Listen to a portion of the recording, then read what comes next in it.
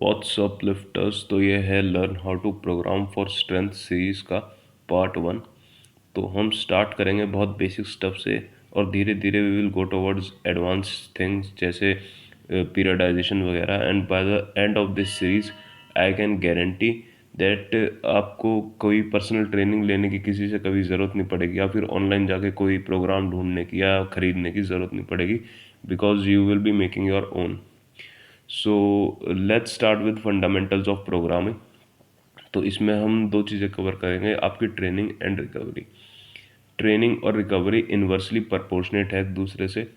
अगर आप अपनी ट्रेनिंग को पुश करोगे, आपकी ट्रेनिंग में आती है amount of reps you are doing, amount of sets you are doing, amount of frequency यानी आप हफ्ते में कितनी बार ट्रेन कर रहे हो, अमाउंट ऑफ एफर्ट, एफर्ट में basically reps in reserve RP आती है, and weight you are using, अगर आप वेट बढ़ा रहे हो।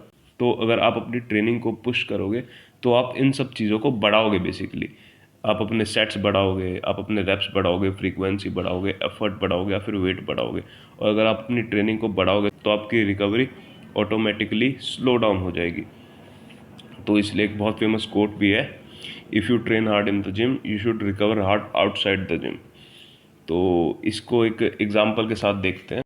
तो ये एक सिंपल लीनियर प्रोग्रेशन प्रोग्राम है। लीनियर प्रोग्रेशन पे मैं आगे एक सेपरेट वीडियो बनाऊंगा इसी learn how to program series में। लीनियर प्रोग्रेशन के भी टाइप्स होते हैं बहुत सारे, पर बेसिकली जो लीनियर प्रोग्रेशन का मतलब है वो ये है कि आप सेट्स एंड रेप्स सेम रखो और हर वीक आप वेट ऐड करते रहो। तो सबसे पुराना लीनियर प्रोग्रेशन है 5x5। तो इसका एग्जांपल लेते हैं। लेट्स से वीक 1 में आपने 5x5 परफॉर्म किया विद 100 किलोज, आपने 5 सेट्स 5 रेप्स मार दिए। देन वीक 2 में आपने 5 सेट्स और 5 रेप्स मारे 105 किलो से। वीक 3 में आपने मारे 110 किलो से 5x5। फिर आपको लगा ये तो बहुत ईजी आ रहा है, तो एक थोड़ा बड़ा जंप लेते हैं। तो आपने वीक 4 में 120 केजीज ले लिया। तो आपसे 4 सेट तो निकल गए 5 रेप्स के। जो लास्ट सेट था उसमें सिर्फ 4 रेप्स ही आए। आपने कहा कोई बात नहीं, वेट सेम रखते हैं, नेक्स्ट वीक वो एक रेप भी आ जाएगा, 5x5 हो जाएगा पूरा। वीक 5 में उल्टा और ड्रॉप हो गया आप, आपके 3 सेट 5 रेप्स के निकले, फिर 2 सेट में सिर्फ 3 रेप्स ही आए।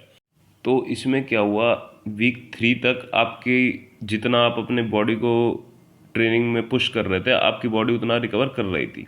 वीक 4 में आपकी रिकवरी थोड़ी बढ़ गई और वीक 5 में बिल्कुल ही क्रैश मार गई आपकी बॉडी। बिकॉज ऐसा तो हो नहीं सकता आप हर वीक वेट ऐड करते रहें और आपकी बॉडी रिकवर करती रहे, आपकी बॉडी की भी एक लिमिट है।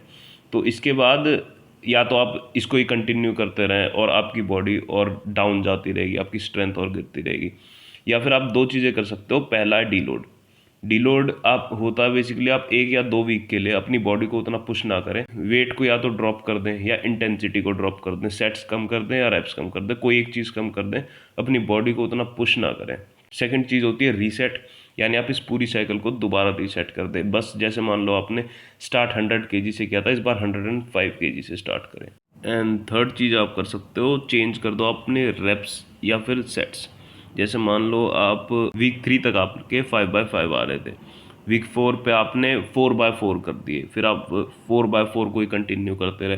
फिर जब 4x4 भी ना लगे आप 3x3 कंटिन्यू करते रहे। पर ये जो चेंज वाली स्कीम है ये एडवांस लिफ्टर्स के लिए थोड़ी ज़्यादा ठीक रहेगी। अगर आप बिगिनर हो या इंटरमीडिएट हो तो आपको ये करने की ज़रूरत नहीं है, आप सीधा रिसाइकल करेंगे इसे, मतलब 5x5 और 105 केजी से चालू करेंगे, या फिर 1-2 वीक का डीलोड लेके 120 केजी से ही चालू करेंगे, तो वो आपके लिए ज़्यादा बेटर रहेगा।